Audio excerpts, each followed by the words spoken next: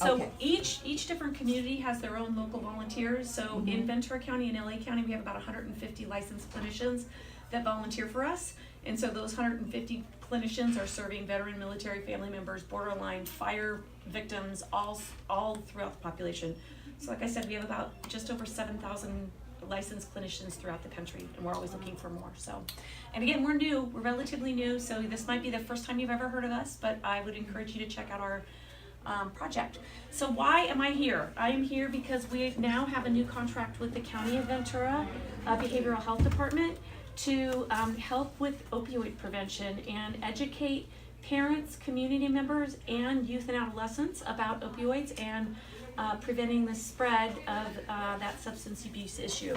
So tonight, this presentation is usually like an hour long, and we don't have an hour. I'm gonna just spend about 20 minutes, and I'm gonna highlight what the presentation goes through. So if you have students or other groups, or like he was talking about the April 7th event, if you're interested in having a more in-depth presentation or conversation around any parts of this, we're available to do that. There's no fee for it. So I'm gonna just give you highlights of the adult presentation, but I also want you to know we do a youth and adolescent kind of activity-based program where we have youth development specialists come out and play different games with the kids that all teach them about the opioid epidemic, prevention, you know, a lot of information on that. So if you've got access to groups of youth and you're interested in that, then that's something we could talk about as well. So tonight, that's mine, yeah. So tonight, like I said, we're going to be going through the adult or parent agenda, and these are the topics that we're going to look at. We're going to look at statistics both nationally and locally. We're going to look at overdose and response. We're going to look at risk and protective factors, which is a huge one. We're going to spend a little bit of time on access, safe storage, and disposal, but you got a little bit of that already. And then the biggest part, my favorite part of this presentation is really how do you talk to your child or adolescent or student or niece or nephew or cousin about substance use? How do parents and loving caregivers, family members, how is a positive relationship with that youth a protective factor against substance use? So that's a big part of this presentation. Again, we're just going to do highlights tonight, but that is a big part of this. So those are the sections. So we'll start with just kind of some statistics here. This is nationally. We've got 130 Americans die every day of an opioid overdose, and that includes prescription and illicit or illegal opioids. 46 people die every day from overdoses just from prescription opioids. In 2017, 47,600 people died. Wow. Opioid-related overdose deaths. And that has increased nearly 6 times since 1999. So it is a huge, huge epidemic. And it's going up. When you say opioids, you are also including fentanyl? Yes, we are. Because But we'll talk fentanyl about is fentanyl. different. It is And that's different. why when you're including that, it's a different story. Yeah, and the next slide after this is gonna talk about the different types of opioids and drugs that are in these statistics.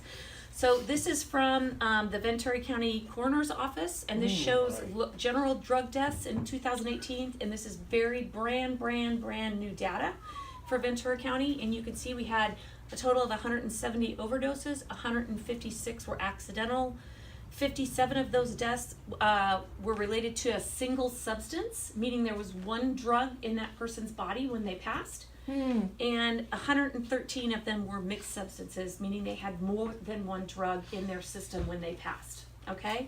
Brand new statistics. Now, when we go through the next slides, these numbers are not gonna match up because of that 57 and 113, just so you know. I know, this is 2018, wasn't last year like almost half that? It was like 96 or something. Look. So this is accidental overdoses by drugs 2016 to 2018. So you can see opioid, we went from 55 2 years ago to 96 in 2018. Heroin, we doubled from 20 to 40. Fentanyl, there you go, we went from 8 to 27. And the Sheriff's Department just did a huge bust of fentanyl. They were cutting different drugs and using fentanyl to cut. And fentanyl is a very, very dangerous drug, so it is definitely here. And it's in our county.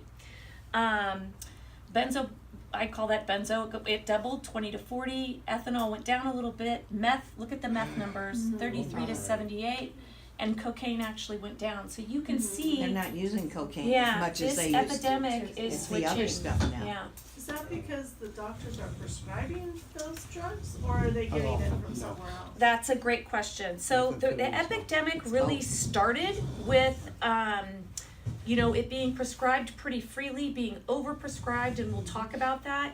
But what happens is, when somebody starts to take an opioid, they can get an addiction to that in about 5 days.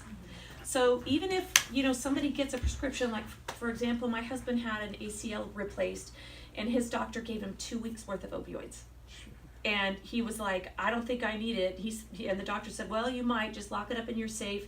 He took one and he didn't need it again. But if you look at the prescriptions in Ventura County, we have 854,000 living people in our county, and guess how many opioid prescriptions we have?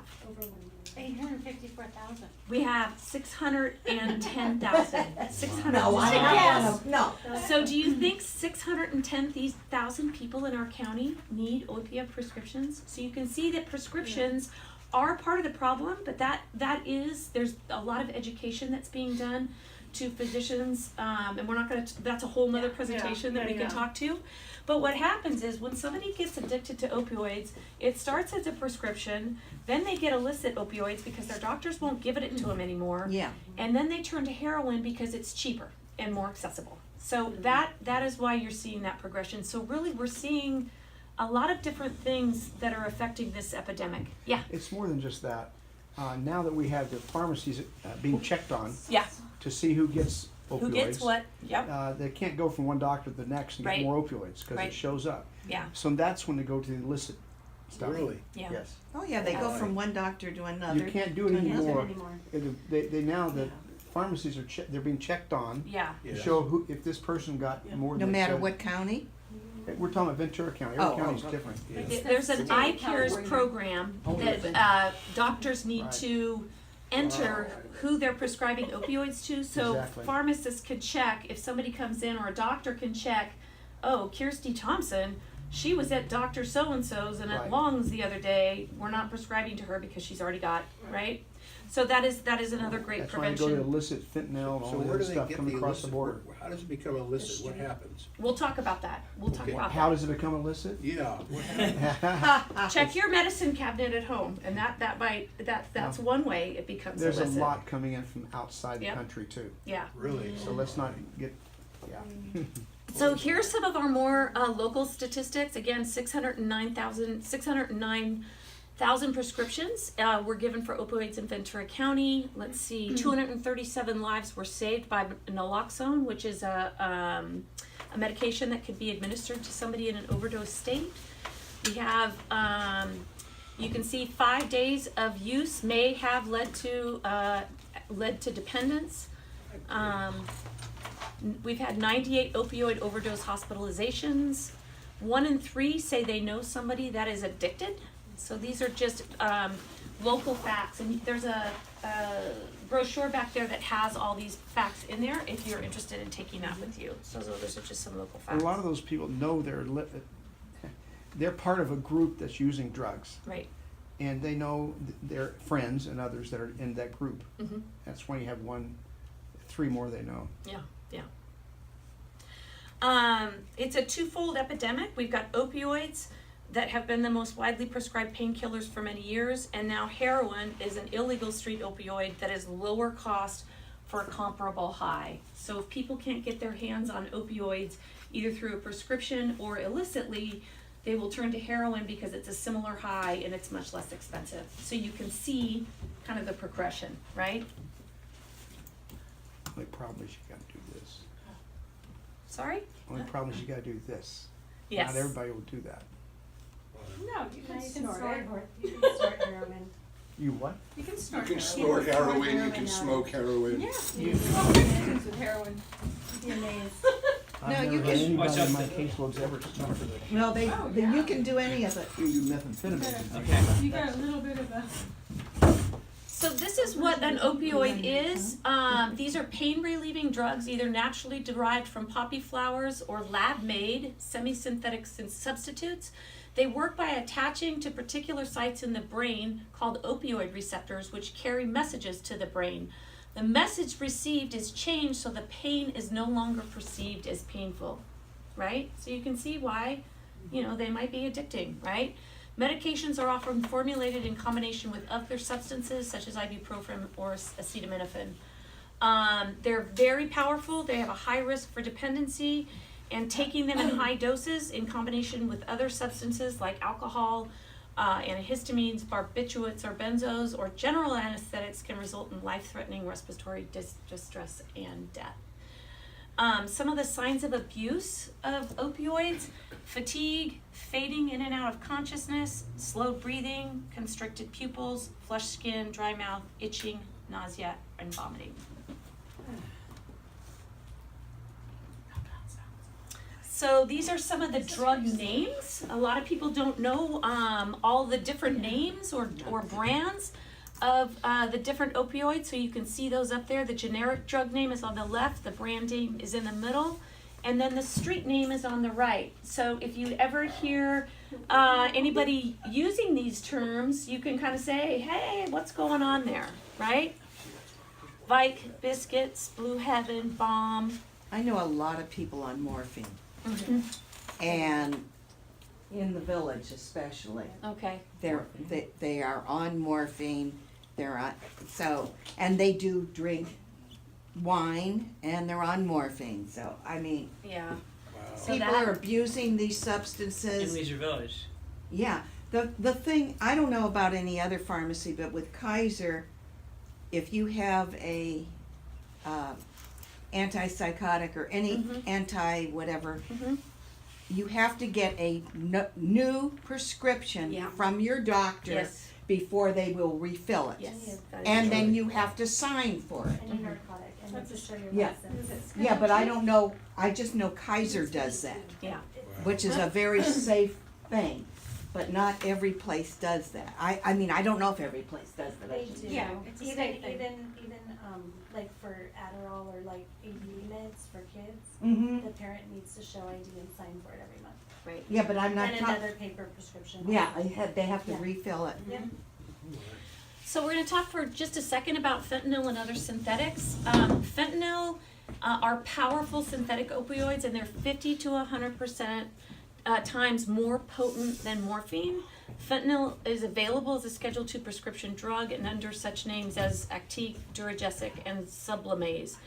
So again, look at the statistics here. According to the CDC, the death rates of synthetic opioids like fentanyl increased by 72% in 1 year between 2014 and 2015. And it's worse probably. Oh yeah, yeah. Much worse. And then at the bottom, you can see some of those slang terms for fentanyl: China Girl, China White, Murder 8, Tango and Cash, and Pink. So if you're hearing those terms around, that could be what folks are referring to. If you do hear those terms, you're in the wrong crowd. Yeah, you are in the wrong crowd. Or you need to call the police.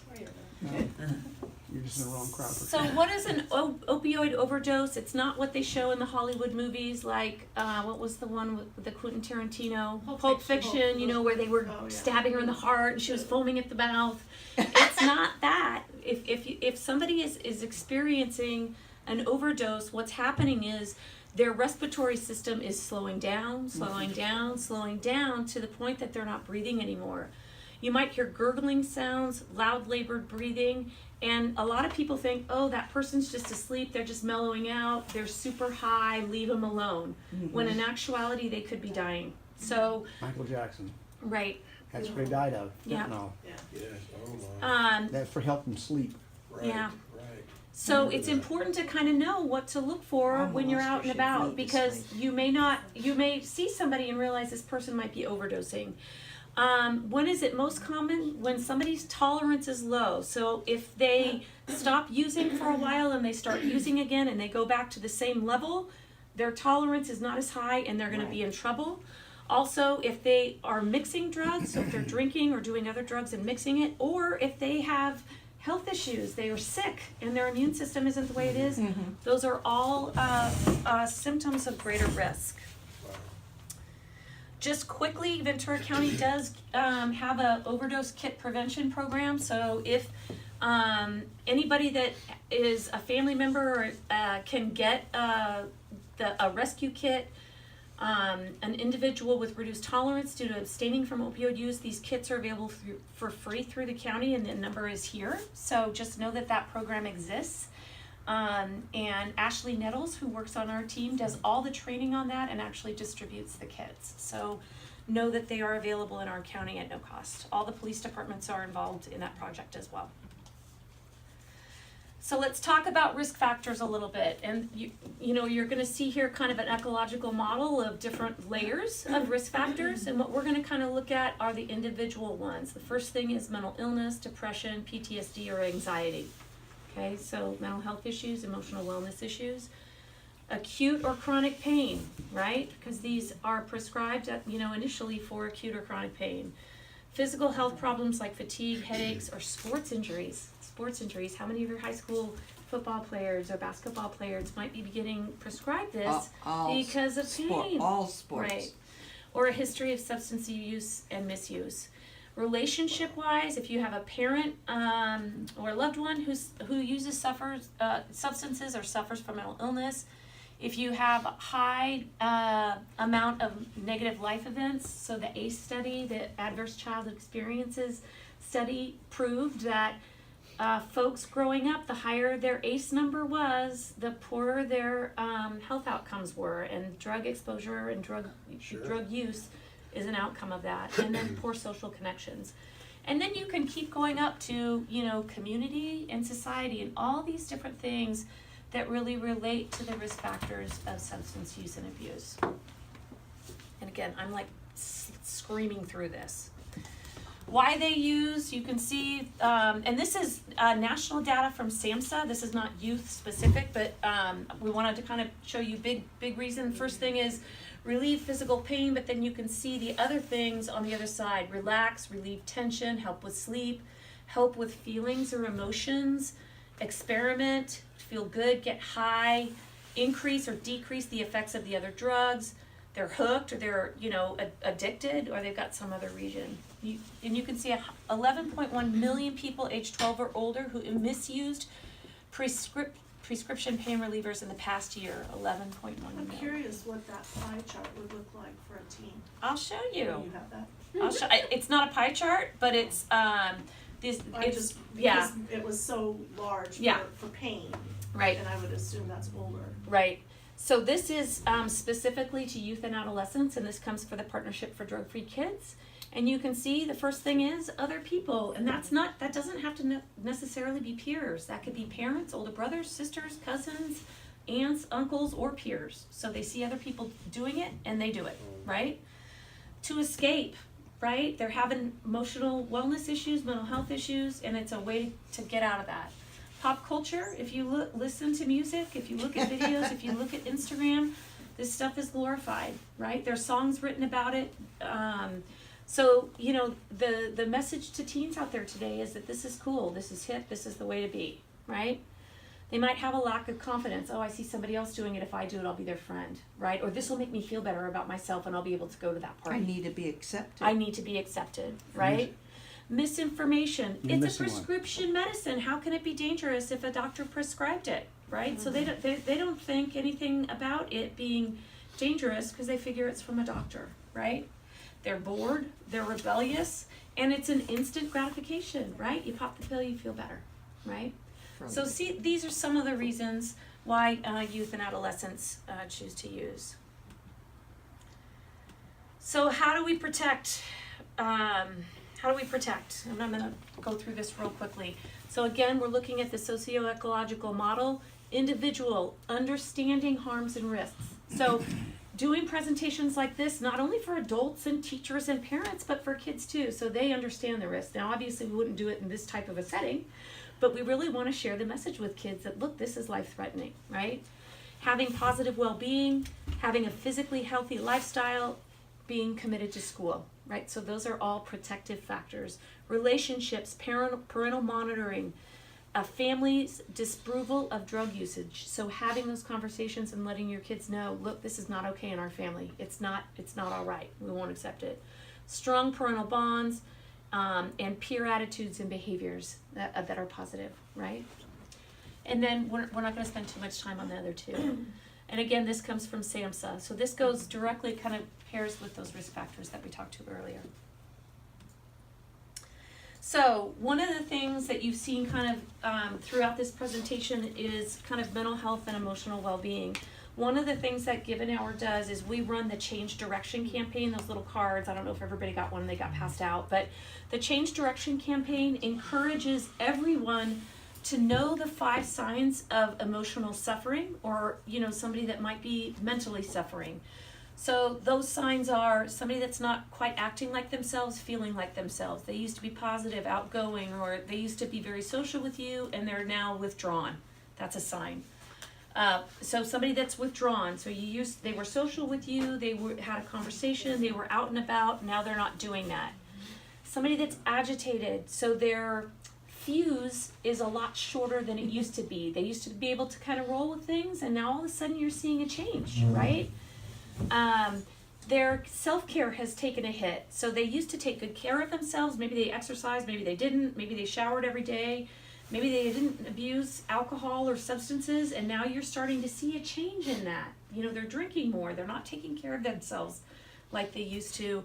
And feelings of hopelessness. So somebody that just no longer sees a potential light at the end of the tunnel. You know, somebody that just does not see a way out. So these are all signs to look for in yourself, in your loved ones, in your kids, in your family members. And if you see these things, to kind of reach out to them and say, hey, I've noticed, you know, we haven't been hanging out lately. You and I used to be, you know, talking at the water cooler every day or having lunch once a week, and we haven't done that. Is everything okay? Right? So just asking, is everything okay? Can I help you in some way? Right? Because a lot of times that's all it takes is acknowledging that something's changed and asking if they're okay. And sometimes you have to ask 5 or 10 times, but by all means ask, because that's how help gets started, right? So we really encourage people to know those 5 signs, and we also encourage everyone to know and practice these habits of emotional well-being, right? And these aren't like optional. You got to do this to stay healthy. We have to do this in today's society to stay healthy. Take care of yourself. Try and eat a balanced meal. Get your sleep. Okay? Exercise. Get out there. Be active. Check in with your family and your friends, and a counselor if you need to, a mental health therapist if you need to. Check in with them and talk about your successes and what your challenges are. Engage. If your relationships aren't healthy, you're not healthy. So taking a look at your relationships and how are they and how can you improve them, or do you have toxicity in them, and is that something that you need to deal with? Relax. Find a way for you to relax, whether that's meditation or hiking or dancing or gardening or cooking, but what are the ways that you take care of yourself by relaxing? So for me, that would be hiking. I try and get a hike in at least a couple days a week, and that's like a magic pill for me. If I can get out a couple days a week and hike, my mental health is so much better. In one presentation I did, I asked how they relax, and one woman said she fostered kittens. That's how she relaxed. And I thought, that sounds awesome. I want to do that. Yeah. And then knowing the 5 signs of emotional suffering. So we have these cards. I've got thousands of these in my trunk. So if you want to hand them out, let me know. But they are Why there. don't you take one, pass it around. Yeah, We they're- already did. Oh. There's They're some a down good one reminder. Push that down. Yeah, that direction. if you didn't get one. So this is just the brief parenting piece. Provide structure and predictability, foster supportive relationships, set clear expectations, maintain a strong bond, be involved, and set and maintain clear limits. I'm going to just go through this. We talked about access. Where are people getting access to opioids? Look at the biggest number there, 53% given by, bought from, or took from a friend or relative. And this is SAMHSA data. So again, given by, bought from, or took from a friend or relative. Okay, prescription from one doctor, prescription from more than one doctor, got through prescriptions or stole from a healthcare provider, bought from a drug dealer or other stranger. So you can see took from a relative or friend without asking. But you can see the biggest thing there is they were given by, bought from, or took from a friend or a relative. That Right. friend or relative could have been a drug dealer too. That's right, So absolutely. that also hooks into that one. Mm-hmm. I remember 3 years ago when I came here for a meeting, there was, I think it was, the director of Saving Lives, it was her daughter came and Lori? spoke. Yes. Lori. Yeah. And her daughter spoke about how the teenagers used to go to the friends' houses. Mhm. And they would say, oh, I have to go to the bathroom. Oh, yeah. Can I use your mom's bathroom? And they Right. would run into the bathrooms and Oh, no. take the pills and then sell them at Right. school. And I was shocked. And you know how long ago I that had was? no Do you idea. know how long ago that was? Yeah, that that's was quite. like 5 years ago. At least. Yeah. At least 5 years And ago. they also have parties where they throw all the drugs I in had no idea. on the kids would do floor, and they take whatever they want, and I they're mean, Not as drinking. much anymore. Yeah. that kind of kid. That's So, kind of old. Don't That's if- not doing the same thing like that anymore. Oh, okay. So quickly, though, Okay, how do you moved on. protect yourself and your family members? Number one, monitor. If you have opioids in your house, make sure you're monitoring them. If you have a prescription that includes 24 pills, count those pills every day and make sure they're all there.